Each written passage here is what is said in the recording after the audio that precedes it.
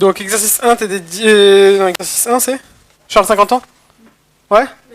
Donc exercice 1, TD 10, Charles 50 ans n'arrive plus à lire son journal sans l'éloigner. Alors 50 ans. Accommodation moins moins moins. Tout le monde l'a vu ou pas? 50 ans, on est proche de rien du tout. Vite. Il n'arrive plus à lire son journal sans l'éloigner. Qu'est-ce que ça veut dire ça? Problème de VP, très bien. Problème en VP. Il porte donc moins 6 et moins 5, donc DL égale moins 6, donc œil droit, et DL, œil gauche, égale moins 5. Alors en vérité, je ne les appelle pas DL parce que bon, je sais pertinemment que ça va être des compensations qui ne seront pas parfaites. Bonne santé, chef de chantier. Ok, fait souvent tomber des objets. Ok. Alors, acuité vision de loin, 10 dixièmes, 10 dixièmes. Qu'est-ce qu'on peut dire? Soit elles sont quoi? Parfaites, soit surcompensées. J'ai besoin de revenir là-dessus ou ça va pour tout le monde de surcompenser? Ok, l'image derrière la rétine, etc. Pour la VP, 12 dixièmes, 10 dixièmes, 10 dixièmes. Alors 12 dixièmes, qu'est-ce que ça nous dit? Alors s'il existe l'astigmatisme, il serait quoi? Inférieur ou égal à 0,75. Pour l'œil gauche, il serait inférieur à combien? Une dioptrie. Très bien. Voilà, vous commencez à être très fort. Au niveau de la vision binoculaire, qu'est-ce qu'on peut dire? Voilà, très bien. On ne peut pas conclure. Pas de conclusion.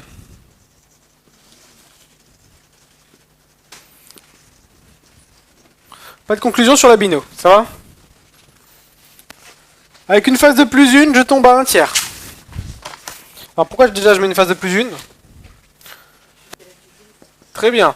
Alors, pour faire chuter l'acuité entre 1 et 5 dixièmes, afin d'estimer la règle de Swain, donc la réfraction complémentaire, pour trouver la compensation sphérique parfaite. SO égale DP plus RC. Très bien. Alors, DP égale combien?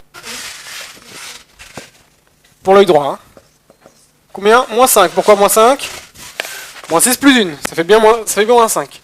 Plus RC. Alors, RC. RC est égal à 1 sur 4 fois l'acuité visuelle. C'est donc égal à 1 sur 4 fois... C'est quoi l'acuité visuelle? Un tiers? Donc ça fait 0,75. Donc en vérité, ça fait RC égale moins 0,75 parce que l'image est devant. Donc moins 0,75, ce qui fait qu'il est censé porter normalement, idéalement, moins 5,75. Donc il serait en tout cas surcompensé de moins 0,25 ici. D'accord? Parce qu'entre 5,75 et 6, il y a 0,25 d'écart. Pour l'œil gauche maintenant. Alors, pareil, SO égale DP plus RC. Alors quand on met plus 1, ça suffit pas. Donc qu'est-ce qu'ils font? Ils mettent plus 2.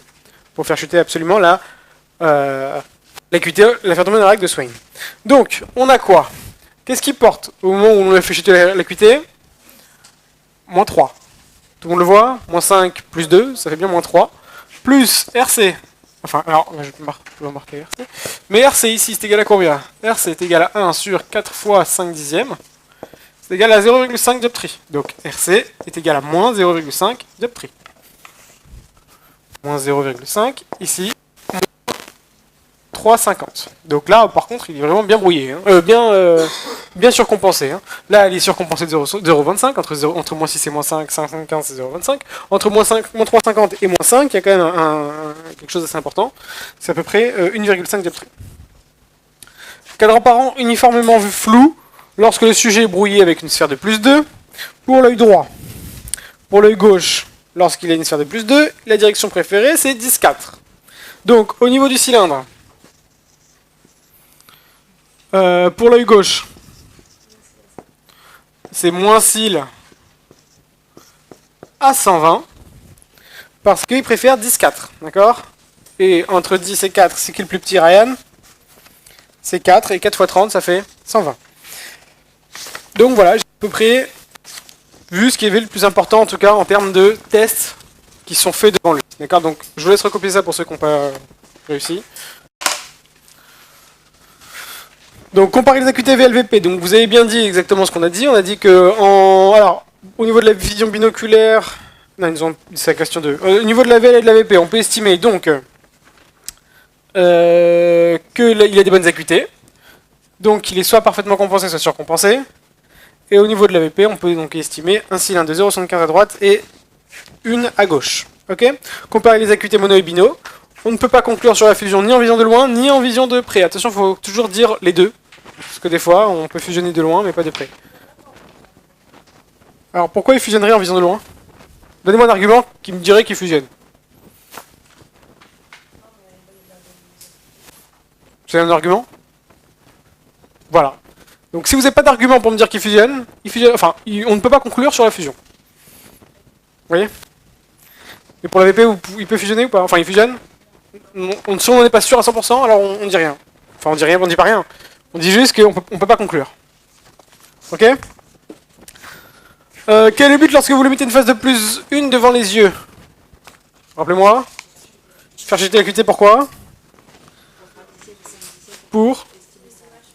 Voilà, pour estimer sa réfraction complémentaire, afin de trouver...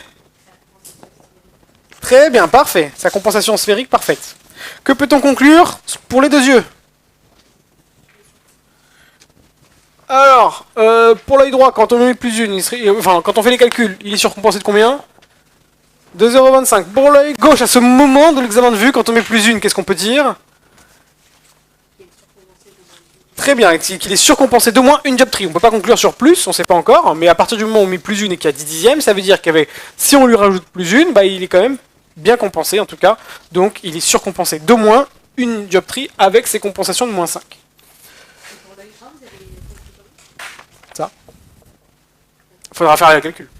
Ouais, pour l'œil droit, on fait le calcul, parce qu'on est tombé dans la règle de Swain, donc on avait pris nos calculs. Par contre, pour l'œil gauche, on est toujours à 10 dixièmes, on ne peut pas appliquer la règle de Swain, mais on sait en tout cas que s'il a 10 dixièmes avec plus une, ça veut dire que ce qu'il porte est trop concave et de moins d'une. D'accord? Donc en gros, qu'il est surcompensé d'une dioptrie.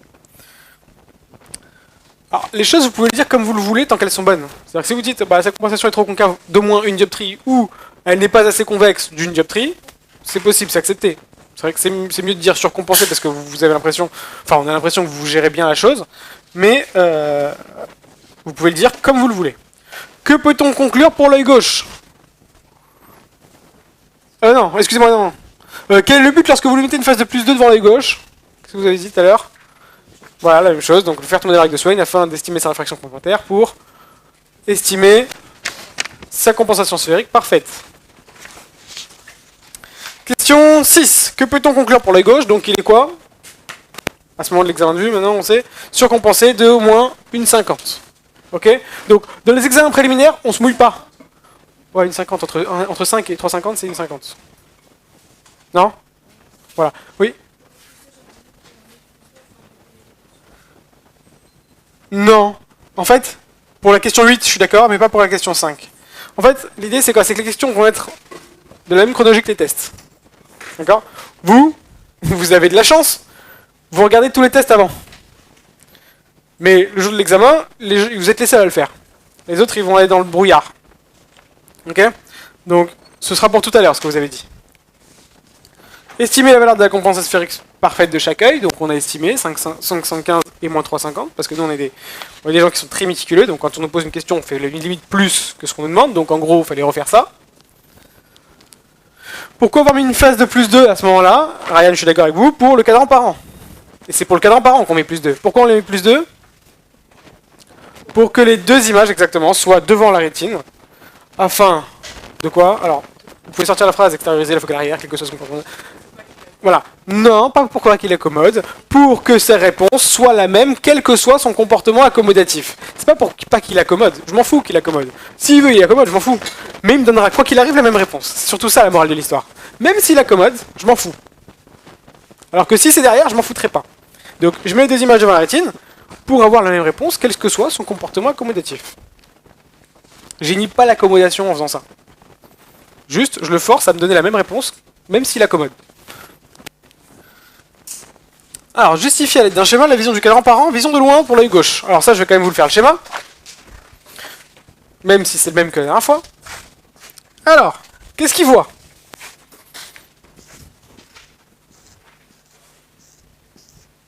« 12, 1, 2, 3. 3, 4, 5, 6, 7, 8, 9,